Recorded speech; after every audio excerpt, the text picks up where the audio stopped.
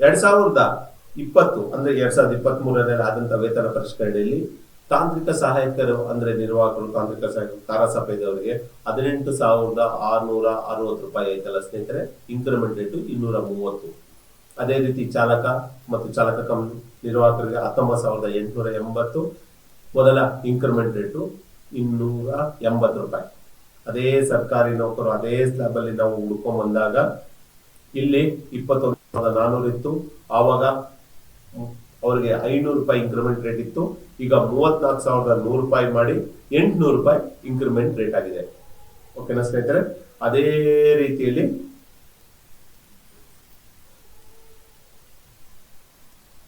KEB ಅವರು ಒಂದು ನಿಗಮ ಮಂಡಳಿ, ಅವ್ರ ಬಗ್ಗೆ ಒಂದ್ ಸ್ವಲ್ಪ ಇದು ಮಾಡ್ತೀನಿ. ಲೈನ್ ಮ್ಯಾನ್ಗೆ ಇವ್ರದ್ದು ಯಾವಾಗ ವೇತನ ಪರಿಷ್ಕರಣೆ ಆಗಿದ್ದು ಅವ್ರದ್ದು ಒಂದು ಅದನ್ನು ಸ್ವಲ್ಪ ಹೇಳ್ಬಿಡ್ತೀನಿ. ಯಾಕಂದ್ರೆ ಅದನ್ನು ಒಂದು ನಮ್ಮವ್ರು ಹೇಳ್ತಾರೆ 2023 2023ರಲ್ಲಿ ಇವರ ವೇತನ ಪರಿಷ್ಕರಣೆ ಆಯ್ತು. ನಿಮ್ಗೂ ಗೊತ್ತಿರ್ಬೋದು, ಹಿಂದಿನ ಸರ್ಕಾರ ಹೋಗ್ಬೇಕಾದ್ರೆ ನಾವು ಮತ್ತೆ KEB ಅವರೆಲ್ಲ ಹೋರಾಟಗಳನ್ನ ಮಾಡ್ತೀವಿ ಅಂತ ಎಚ್ಚರಿಕೆ ಕೊಟ್ಟಾಗ ಆದಂತ ವೇತನ ಪರಿಷ್ಕರಣೆ ಅವ್ರಿಗೆ 22% ಕೇಳಿದ್ರು. ಅವ್ರಿಗೆ 20% ಸರ್ಕಾರ ವೇತನ ಪರಿಷ್ಕರಣೆ ಮಾಡಿಕೊಡ್ತು. ಈಗ ಲೈನ್ ಮ್ಯಾನ್ ಮೊದಲ ತಿಂಗಳ ಸಂಬಳ ಬಂದು 31,550 ಸ್ನೇಹಿತರೆ. ಅವರ ಮೊದಲ ಇಂಕ್ರಿಮೆಂಟ್ ರೇಟ್ ಬಂದು 750 ಲೈನ್ ಮ್ಯಾನ್ಗೆ. ಅದೇ ರೀತಿಯಲ್ಲಿ ಮೆಕ್ಯಾನಿಕ್ಗಳಿಗೆ ಮತ್ತು ಚಾಲಕರಿಗೆ ಗ್ರೇಡ್ 2 ಚಾಲಕ, ಇಲ್ಲಿ ನೋಡಿ ಇಲ್ಲಿದೆ ಗ್ರೇಡ್ 2 ಚಾಲಕ. ಅದು ಇನ್ನೊಂದು ಪೇಜ್ ಬಂದಿದೆ. ಅದು ಅವ್ರ ಕ್ಯಾಟಗರಿಗಳು ಜಾಸ್ತಿ ಇರೋದ್ರಿಂದ ಆ ಸ್ಲಾಬ್ ಅಲ್ಲಿ ನಮ್ಗೆ ಇನ್ನೊಂದು ಪೇಜ್ ಹೋಗಿದೆ. ಇವ್ರದ್ದು ಮೆಕ್ಯಾನಿಕ್ ಗ್ರೇಡ್ 2 ಮತ್ತೆ ನಮ್ಮ ಗ್ರೇಡ್ 2 ಕಂಡಕ್ಟರ್ದು 35,300 ಮೊದಲ ಇಂಕ್ರಿಮೆಂಟ್ ರೇಟು 950. ನೋಡಿ ಸ್ನೇಹಿತರೆ, ಸರ್ಕಾರಿ ನೌಕರರು 34,100 ಇದ್ರೆ ಈ ಸ್ಲಾಬ್ ಅಲ್ಲಿ ಇವರು 35,300 ಇದ್ದಾರೆ. ನಾನು ಅದಕ್ಕೆ ಅವತ್ತಿಂದನೂ ಹೇಳ್ತಾ ಇರೋದು, KEB ಅವರು ಮತ್ತು BWSSB ಅವರು ಸರ್ಕಾರಿ ನೌಕರಿಗಿಂತ ಹೆಚ್ಚಿನ ವೇತನ ಪಡಿತಾ ಇರೋದ್ರಿಂದ ಅವರು ಯಾವುದೇ ಕಾರಣಕ್ಕೂ ನಾವು ಸರ್ಕಾರಿ ನೌಕರರಂತೆ ವೇತನ ಆಯೋಗ ಬೇಕು ಅಂತ ಕೇಳೋದೇ ಇಲ್ಲ. ಇನ್ನೊಂದು ವಿಚಾರದಲ್ಲಿ ಇದೆ ಸ್ನೇಹಿತರೆ, ಆಮೇಲೆ ನಾನು ಹೇಳ್ತೀನಿ. ಮತ್ತೆ BWSSB ನೋಡೋಣ. ಇಲ್ಲಿ ನೋಡಿ, ಅವ್ರದ್ದು 2019ರಲ್ಲಿ ಆಗಿರೋದು, ಇನ್ನು ಅವ್ರಿಗೆ ವೇತನ ಪರಿಷ್ಕರಣೆ ಆಗಿಲ್ಲ. ಅದು ಮಧ್ಯಂತರ ಪರಿಹಾರ ಏನು ಸರ್ಕಾರಿ ನೌಕರು ಕೊಟ್ಟಿದ್ರು ಅದನ್ನು ಕೊಟ್ಟು ಇನ್ನು ಬ್ಯಾಲೆನ್ಸ್ ಉಳಿಸ್ಕೊಂಡಿದ್ದಾರಂತೆ. ಇನ್ನು ಅವರು ಏನು ಈಗ ವೇತನ ಪರಿಷ್ಕರಣೆ ಆದ್ರೆ ಅವರ ಸ್ಲಾಬ್ಗಳು ಚೇಂಜ್ ಆಗುತ್ತೆ. ನಾನು ಹಿಂದಿನ 2019ರಲ್ಲಿದ್ದ ಅವರ ಸ್ಲಾಬ್ನೇ ನಿಮ್ ಮುಂದೆ ಹೇಳ್ತಾ ಇದ್ದೀನಿ. 27,500 ಇದೆ ನೋಡಿ ಸ್ನೇಹಿತರೆ. ಇಲ್ಲಿ ಚಾಲಕ, ಇಲ್ಲಿ ಮ್ಯಾಪ್ ಮಾಡ್ತಾ ಇದ್ದೀನಿ ನೋಡಿ, 27,750. ಅವರ 2019ರಲ್ಲಿ ಅವ್ರಿಗೆ ಇದ್ದಿದ್ದ ಇಂಕ್ರಿಮೆಂಟ್ ರೇಟು 650. ಇದು KEB ಮತ್ತೆ BWSSB ಮತ್ತೆ ಸರ್ಕಾರಿ ನೌಕರರು, ಈ 3 ಸ್ಲಾಬ್ ನ ತಮ್ಮ ಮುಂದೆ ಮತ್ತೆ ವಿತ್ ಇಂಕ್ರಿಮೆಂಟ್ ರೇಟ್ಗಳಲ್ಲಿ ನಾನು ತೋರಿಸ್ತಾ ಇದ್ದೀನಿ ಸ್ನೇಹಿತರೆ. ಮತ್ತೆ ನಾನು KEB ಬಗ್ಗೆ ನಾನು ಮತ್ತೊಂದು ಇನ್ನೊಂದ್ಸಲಿ ಹೇಳ್ತೀನಿ ಅಂತ ಒಂದು ವಿಚಾರ ಹೇಳಿದೆ.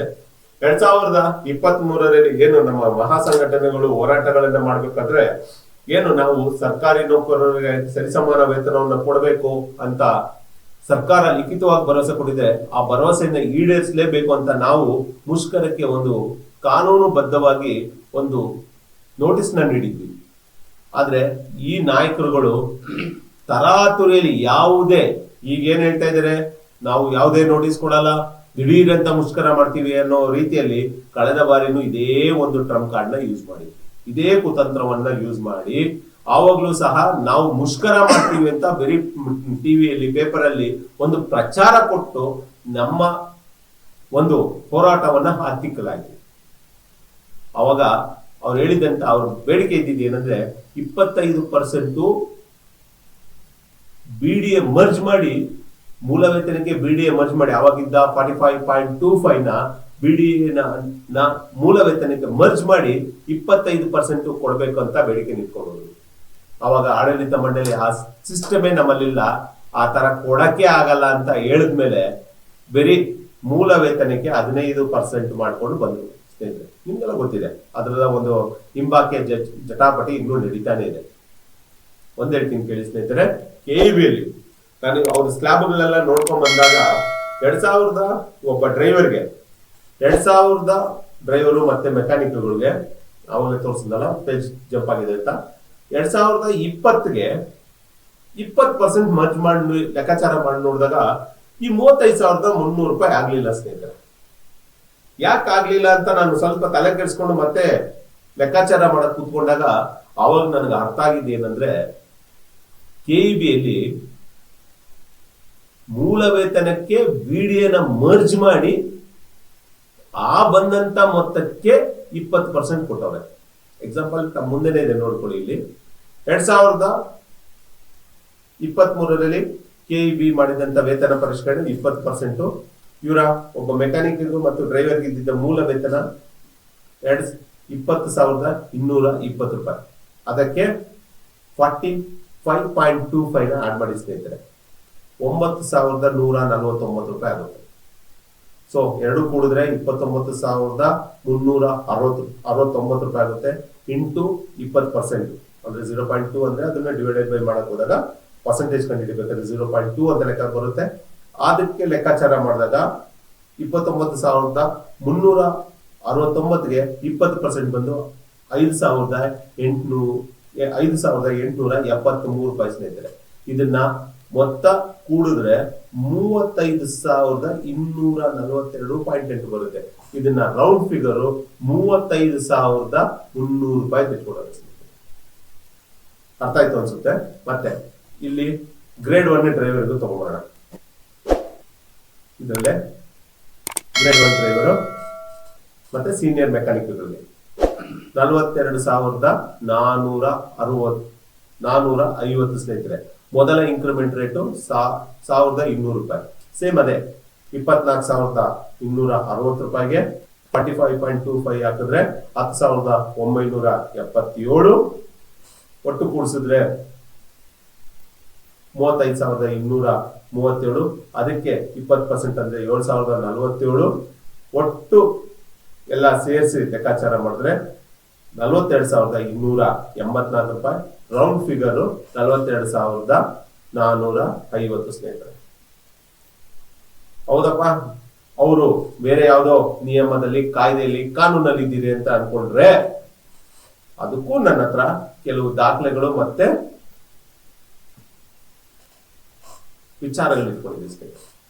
ಇದು ನೋಡಿ KEB ಮತ್ತೆ ಅದನ್ನು ಇಲ್ಲ ಅಂತ ನೋಡ್ಕೊಂಡ್ಬಿಡಿ.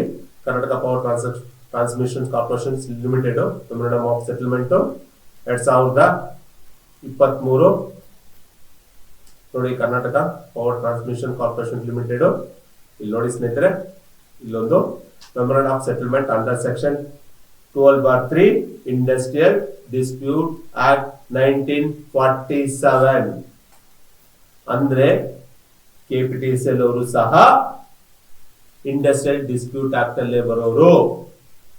ನಮ್ಮ ಸಂಸ್ಥೆಯಲ್ಲಿ ಮಾತ್ರ BDAನ ಮರ್ಜ್ ಮಾಡಿ ಮಾಡಕ್ಕಾಗಲ್ಲ ಅಂದ್ಮೇಲೆ ಇಲ್ಲಿ ಇದು ಇಂಡಸ್ಟ್ರಿಯಲ್ ಡಿಸ್ಪ್ಯೂಟ್ ಆಕ್ಟ್ ಅಲ್ಲೇ ಬರುತ್ತಲ್ವ ಸ್ವಾಮಿ, ಯಾಕೆ ನೀವು BDAನ ಮರ್ಜ್ ಮಾಡಿ ತಗೊಳಕ್ ಆಗ್ಲಿಲ್ಲ?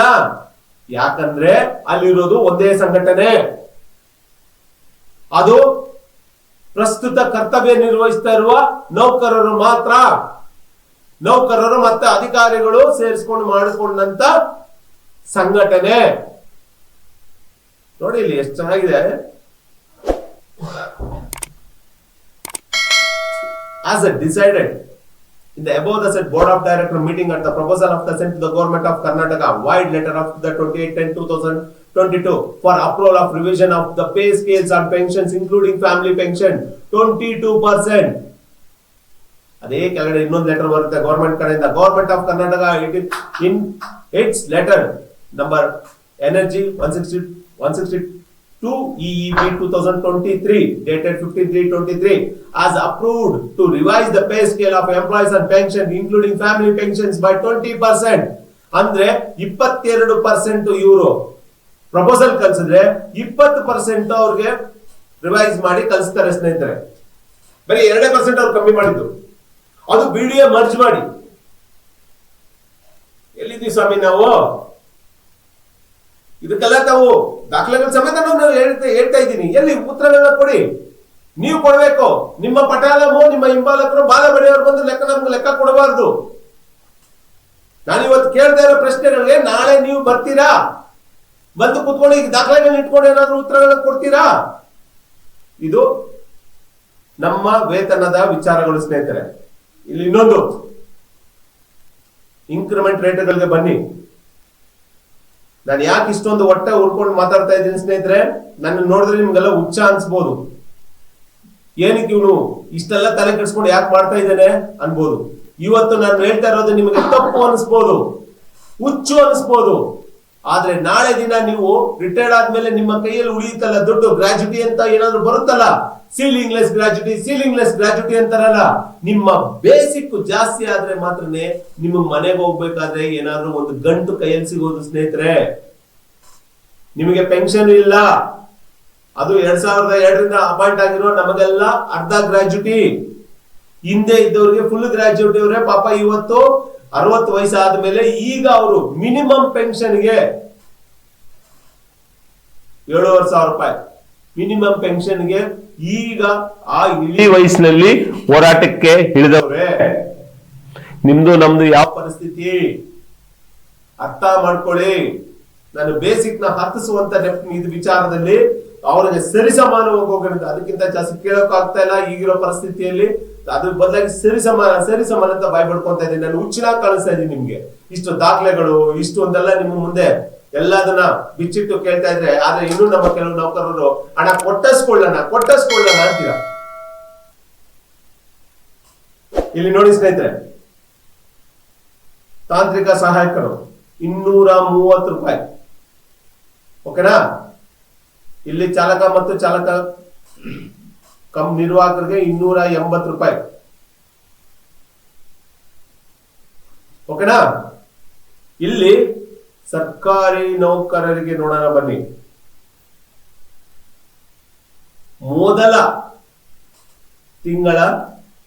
ಮೊದಲ ವರ್ಷದ ಇನ್ಕ್ರಿಮೆಂಟ್ ರೇಟು 800 ರೂಪಾಯಿ. ಈ 800 ರೂಪಾಯಿನ ನೀವು ತಗೊಳ್ಳೋದಿಕ್ಕೆ ನಾವು ನಿರ್ವಾಹಕರು, ತಾಂತ್ರಿಕ ಸಹಾಯಕರು ಮತ್ತೆ ಕರಾಸ ಪೇದೆಯವರು ನೀವು ಪ್ರಮೋಷನ್ ಬರ್ದಿರಾ ಅದೇ ಕ್ಯಾಟಗರಿಯಲ್ಲಿ ಸುಮಾರು ಒಂದು 20 ವರ್ಷಗಳು ಸರ್ವಿಸ್ ಮಾಡಿದ್ರು ನಿಮಗ್ ಬರೋದು 520 ರೂಪಾಯಿ. ಏನ್ ಸ್ನೇಹಿತರೆ, ನಿಮ್ಮ 20 ವರ್ಷಗಳ ಸರ್ವಿಸ್ ಮಾಡಿದಾಗ ನಿಮಗ್ ಸಿಗುವಂತ ಇನ್ಕ್ರಿಮೆಂಟ್ 520 ರೂಪಾಯಿ. ನಿಮ್ಮ ಮುಂದೆ ದಾಖಲೆಗಳು ಇಟ್ಕೊಂಡ, ದಾಖಲೆಗಳು ಇಲ್ಲದೆ ಮಾತಾಡ್ತಾ ಇಲ್ಲ. 20 ವರ್ಷ ಸರ್ವಿಸ್ ಮಾಡಿದ್ಮೇಲೆ ಅದೇ ಸರ್ಕಾರಿ ನೌಕರರು ಮೊದಲ ವರ್ಷದ ಇನ್ಕ್ರಿಮೆಂಟ್ ರೇಟು 800 ರೂಪಾಯಿ ತಗೊಳ್ತಾರಲ್ರಿ. ನಾವು ರಿಟೈರ್ಡ್ ಅಂಚಿನಲ್ಲಿ ಬಂದಾಗ ನಾವು ಇನ್ಕ್ರಿಮೆಂಟ್ ರೇಟ್ ತಗೊಳ್ತೀವಿ. ಅದೇ KEB ಅವ್ರಿಗೆ ಬನ್ನಿ, ಏನಪ್ಪಾ ಇದೆಲ್ಲ ಹೇಳಿ ನಮ್ಗೆಲ್ಲ ಆಸೆ ಹುಟ್ಟಿಸ್ತಾ ಇದೆಯಾ, ಆದ್ರೆ ಏನು ಆಗಲ್ವಲ್ಲ, ಸರ್ಕಾರ ಕೊಡಲ್ವಲ್ಲ, ಇದೆಲ್ಲ ಹೇಳ್ಕೊಂಡ್ ಬರ್ತಾರೆ. ಅದನ್ನೆಲ್ಲ ಮೇಲೆ ಹೇಳ್ತೀನಿ. ಇಲ್ಲಿ ನೋಡಿ, ಲೈನ್ ಮ್ಯಾನ್ ಎಲ್ಲ ಗ್ರೇಡ್ 2 ಮೆಕ್ಯಾನಿಕ್ ಮತ್ತೆ ಡ್ರೈವರು ಇನ್ನೊಂದು ಪೇಜ್ ಅಲ್ಲಿ ಇರೋದಲ್ಲ 950.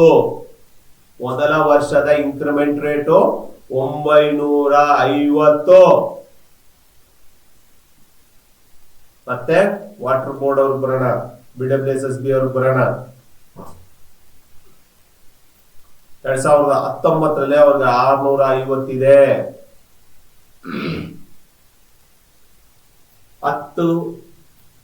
ಒಂದು 15 ವರ್ಷ ಸರ್ವಿಸ್ ಮಾಡಿದವ್ರಿಗೆ ನಾವು ಮತ್ತೆ ನಮ್ಮ ಸರ್ಕಾರಿ ನೌಕರರಿಗೆ ಲೆಕ್ಕಾಚಾರ ಮಾಡಿದ್ರೆ ಕೇವಲ ಇನ್ಕ್ರಿಮೆಂಟ್ಗಳಲ್ಲಿ 10ರಿಂದ ಕನಿಷ್ಠ ಪಕ್ಷ ಅಂದ್ರೇನು 10ರಿಂದ 12,000 ರೂಪಾಯಿ ಇಲ್ಲ 15,000 ರೂಪಾಯಿವರೆಗೂ 10ರಿಂದ 15,000 ರೂಪಾಯಿವರೆಗೂ ಇನ್ಕ್ರಿಮೆಂಟ್ಗಳಲ್ಲಿ ಡಿಫ್ರೆನ್ಸಿಯೇಷನ್ ಬರುತ್ತೆ ಸ್ನೇಹಿತರೆ. KEB ಅವ್ರ ಲೆಕ್ಕಾಚಾರ ಮಾಡಿ, ಬರೀ ಸರ್ಕಾರಿ ನೌಕರರು ಮಾತ್ರ ತಗೊಳ್ಳೋದು. ಅವ್ರಿಗೆ 800 ರೂಪಾಯಿ ಸ್ಟಾರ್ಟಿಂಗ್ ಇಂದ ನಾವು ರಿಟೈರ್ಡ್ ಆಗುವ ಅಂಚಿನವರೆಗೂ ಬಂದಾಗ 800 ರೂಪಾಯಿ ಇರುತ್ತೆ ನಮ್ದು ಇನ್ಕ್ರಿಮೆಂಟ್ ರೇಟ್. ಬೇರೆ ಇನ್ಕ್ರಿಮೆಂಟ್ ಅಲ್ಲಿ ನಮಗಿಂತ ಅವರು ಒಂದು 10-15 ವರ್ಷಗಳಲ್ಲಿ ನಮಗಿಂತ ಒಂದು 10-12 ರೂಪಾಯಿ ಬೇಸಿಕ್ ಜಂಪ್ ಇರ್ತಾರೆ. ಇನ್ನು ವೇತನ ಆಯೋಗದಲ್ಲಿ ಆಗೋದು, ಹೆಚ್ಚುವರಿ ಲಾಭಾಂಶಗಳು ಪಡೆಯೋದು ಅದು ಬೇರೆ. ಇನ್ಕ್ರಿಮೆಂಟ್ಗಳಲ್ಲಿ ಎಲ್ಲಿದ್ದೀವಿ ಸ್ವಾಮಿ ನಾವು? ಇದನ್ನೇ ನಾನು ಕೇಳ್ತಾ ಇರೋದು. ಈ ಒಂದು ಅನ್ಯಾಯ ಆಗ್ತಾ ಇದೆ, ಇದನ್ನೆಲ್ಲ ಯಾರು ಹೆಂಗ್ ನೀವು ಸರಿಪಡಿಸ್ತೀರ ಅಂತ ನಾವು ಕೇಳ್ಕೊಂಡು ನಿಮ್ಮ ಹತ್ರ ಕೇಳ್ತಾ ಇರೋದು. ಈ ದಾಖಲೆಗಳಿಗೆ ನೀವು ವೇತನ ಪರಿಷ್ಕರಣೆ ಮಾಡ್ತಾ ಇದೀರಲ್ಲ, ಈ ವೇತನ ಪರಿಷ್ಕರಣೆಯಲ್ಲಿ ಸಾಮಾಜಿಕ ನ್ಯಾಯ ಸಿಗ್ತಾ ಇದೆಯಾ? ಅದನ್ನ ಒಂದು ಸ್ವಲ್ಪ ಯೋಚನೆ ಮಾಡಬೇಕು. ಅದೇ ರೀತಿಯಲ್ಲಿ ಬನ್ನಿ, ಸರ್ಕಾರಿ ನೌಕರರಿಗೆ ಈಗ 24% HR. ನಮಗೂ ನಿಮ್ಗೆಲ್ಲ ಗೊತ್ತಾಗಿರೋ ವಿಚಾರ ಏನು? 20% ಆಗಿದೆ. ಒಂದೇ ಸೆಕೆಂಡ್ ಮುಂದೆ ದಾಖಲೆಗಳು ಸಮೇತ ಮಾತಾಡೋಣ ಸ್ನೇಹಿತರೆ.